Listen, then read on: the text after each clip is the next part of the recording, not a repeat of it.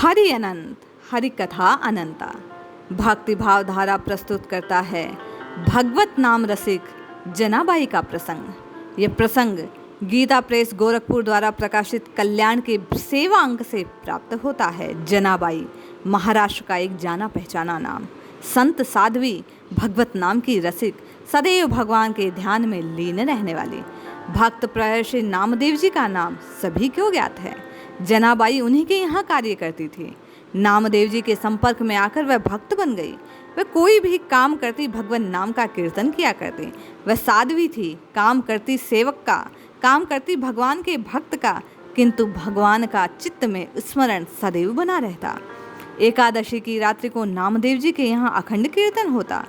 जनाबाई रात भर कीर्तन में एक कोने में बैठी रहती और भगवान के नाम का कीर्तन सुनती और प्रेमाश्रुओं को बहाया करती, भगवान का याद किया करती।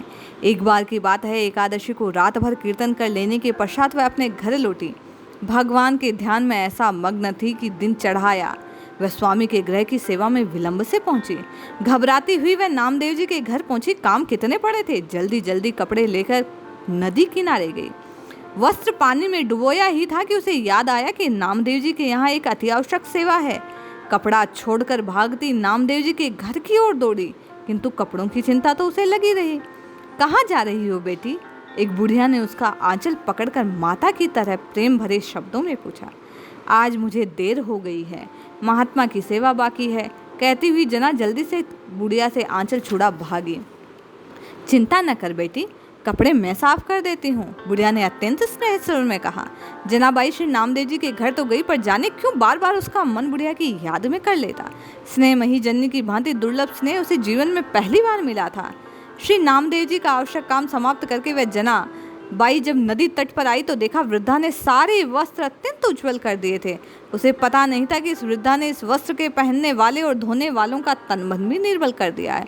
बड़ा कष्ट उठाया आपने, मैं आपका आभार मानती हूँ, जनाबाई ने विनय स्वर में वृद्धा से कहा। इसमें आभार की कौन बात बेटी, कहती हुई वहाँ से चली गई।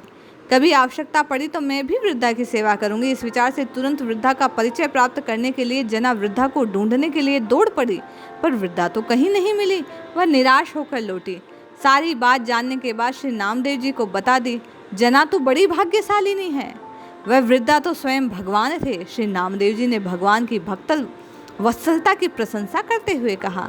भगवान के नाम का चिंतन करने के प्रभाव से जना ने भगवत दर्शन को प्राप्त किया। जना प्रेम से रोने लगी। भगवान अपने लिए कष्ट उठाने की बात सोचकर उसका हृदय दो टूक टूक हो गया।